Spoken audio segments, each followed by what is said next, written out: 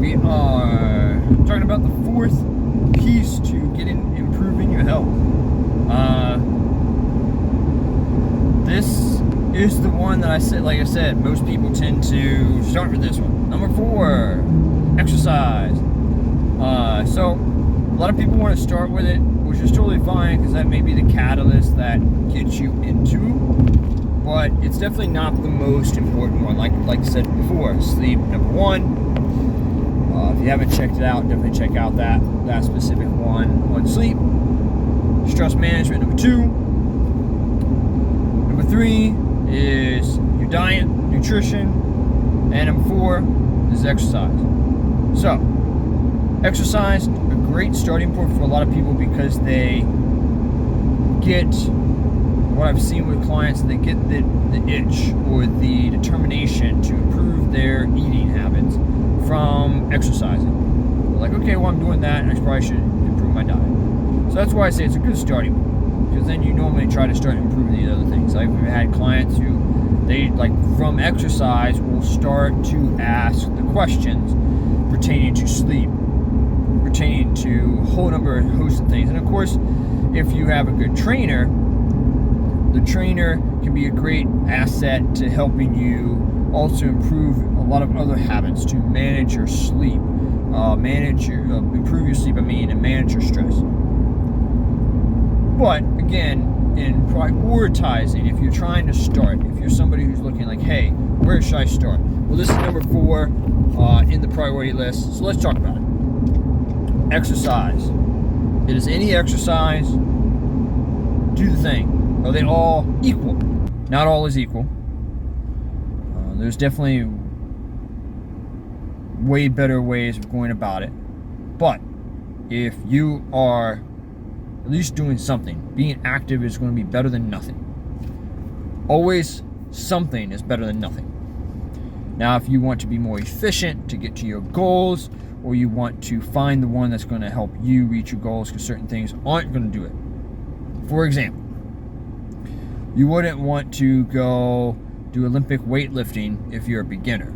Like, that's you're gonna need to start learning a lot of skills in order to get there. Normally there's some baseline of things you need to do. And same thing, if you're, so one big one that's typically a lot of times people mix with is weight loss. Don't want to do a ton of cardio. It's just not really going to be the ideal thing. A lot of people are going to ask why. So let's start with, because I'll get to that as I tell you about the priorities. If I had to choose an exercise, and it has changed over time with what I would recommend. If I had to choose an exercise that is the best exercise just in general, basic terms, not necessarily for any specific goal, I would say walking. Walking is definitely one of the best forms of exercise for it, just generally, because a lot of us don't get out and walk enough, and it's something that you're going to need to be able to do for the rest of your life, pending, of course, that you don't have any amputations, things like that.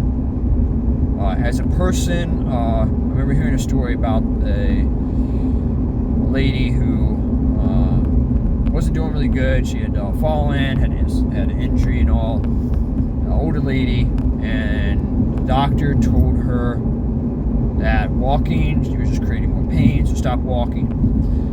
A year later, unfortunately, she passed away. When you take a person's ability to walk, again, not talking about people who have been like some crazy car accident, amputation, everything, but normally it does shorten the lifespan of that individual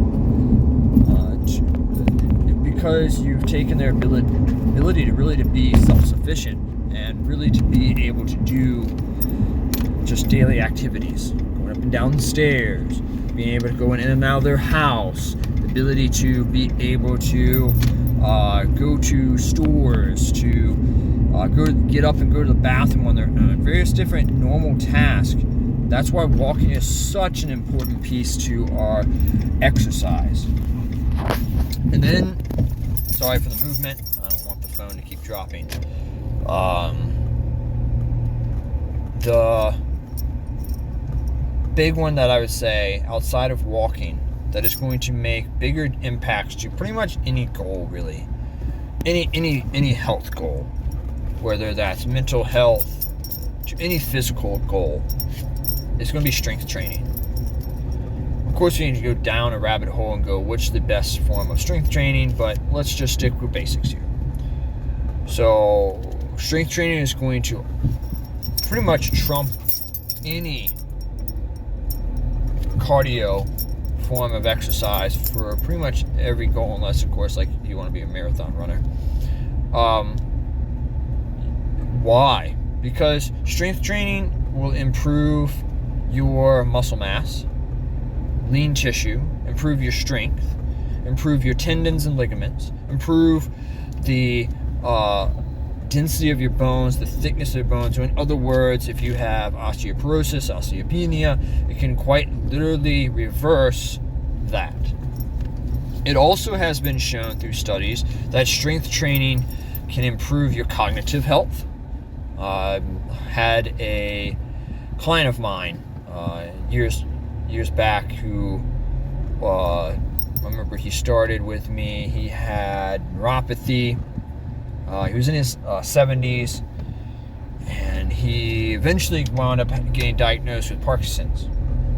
Well, not only did his balance improve as we did strength training, of course tailored to him specifically, but as we did the exercises, week by week his memory improved. Week by week he improved cognitively overall as he consistently came. When he consistently came, and we trained him for 30 minutes twice a week, legitimately 30 minutes twice a week, and it wasn't like I was doing any crazy circuit or supersetting anything. Remember, he was in his 70s and he's had a difficult time standing and walking. So not only did he get better at his balance, not only did he improve his walking and improve the strength in his legs to the point to where he could get down on the floor and play with his grandkids, he cognitively was there. So it has an improvement for your cognitive abilities. It has an improvement. It has been shown to help improve, like I said, with cognitive, so dementia, Alzheimer's, things like that. It also has this compounding ability to help you think better. So the old like joke in movies and TV shows and things was that, the dude who was the jock or the dude who's in the weight room all the time was just a meathead and, was kind of like the dumb guy, the dumb jock. Come to find out, based on studies, what we call meathead is actually normally the ones who are more intellectual. They have the capacity, I should say, to be smarter. It will improve your ability to think, to memorize things, to make decisions. Now, of course, it depends on where that individual is starting from. So people who have mental disorders, learning disabilities, get them to strength train, and you could potentially improve their ability from their point wherever they're at. So strength training, most definitely, if I haven't sold it enough, is the best way to help someone reaching pretty much any goal outside, of course, like I said, walking. So if you're going to choose a form of exercise and you don't know where to start, if you can, start walking more. And if you can, strength train.